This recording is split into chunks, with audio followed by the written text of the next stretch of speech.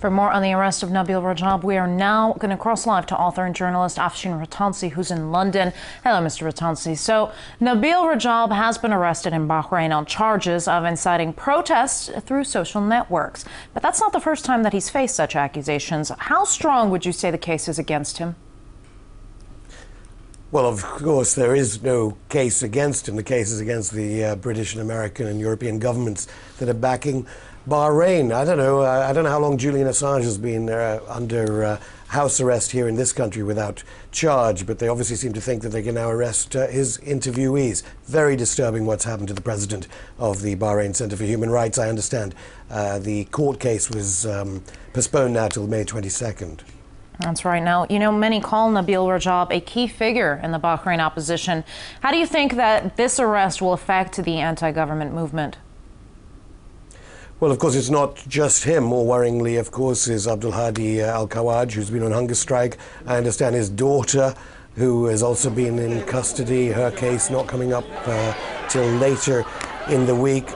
They are killing people. 50 dead in a country that small equates to a lot of people. This is an apartheid state being backed by the Obama administration in the years 2009 to 2010, as if seeing what was about to happen in Bahrain, the Obama administration stepped up arms sales, which include equipment used by the authorities in Bahrain to suppress the protests. It's only in the past 48 hours they've been using that equipment against people in Deir and Samahij on one of the islands on Musharraq Island. This is ongoing, and there are no journalists there to cover it. That's right, and I don't know what's more disturbing, the fact that these events have transpired, or the fact that protests in Egypt, Libya, Syria, and other countries were widely televised across the world. And despite starting around the same time, Bahrain only stepped into the media limelight quite recently. Why do you think that is?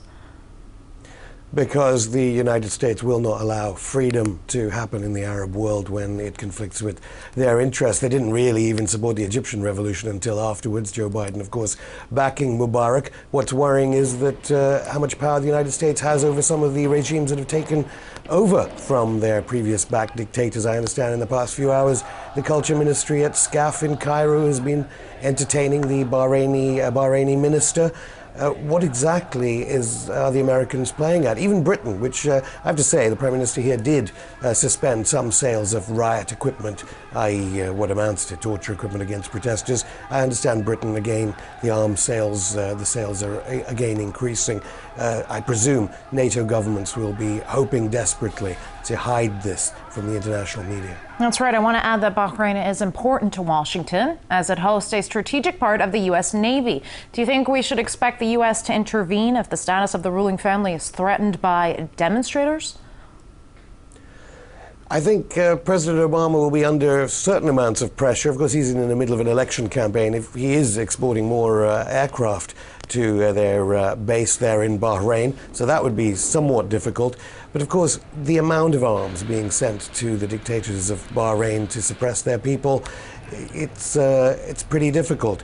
South Africa, which may have a parallel because, of course, it's a majority of citizens in Bahrain being abused by their rulers, that took quite a long time. And South Africa's apartheid, of course, was also supported by the United States. What Obama is presiding over is a bit like Reagan in Central America. We have President Obama to the fore here, desperately trying to retain dictators that are brutalizing their people. Now, I want to draw your attention to his latest tweet, Rajab, where he said that the Bahraini regime has gotten accustomed to dealing with the village protests. Now, with the protests and also new peaceful methods that are now necessary to create pressure. How do you think those people could make themselves heard?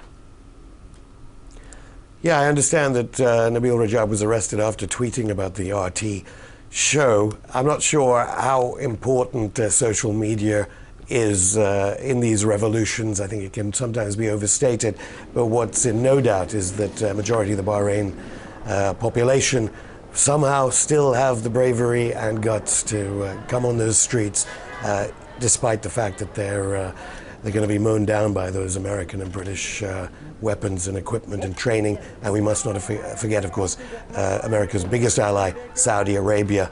And right now, they're abusing their people in the eastern parts, the oil-rich parts of Saudi Arabia. It's a very big fight. I suppose social media will play its part. television is certainly beginning to play its part. I understand the Bahraini foreign minister has been lobbying to stop a documentary about human rights abuses in Bahrain from winning an award here in London. So the Bahraini government trying to use social media, television, and the media more generally with their huge public relations companies, because they have a lot of money, a lot of clout in financial circles. They're trying for an LNG auction at the moment. All those companies need to be on watch, because when the Bahraini revolution happens, they're not going to forgive those who are helping the Khalifa regime. All right, live from London, that was journalist and author Afshin Rattansi. Thank you for your time.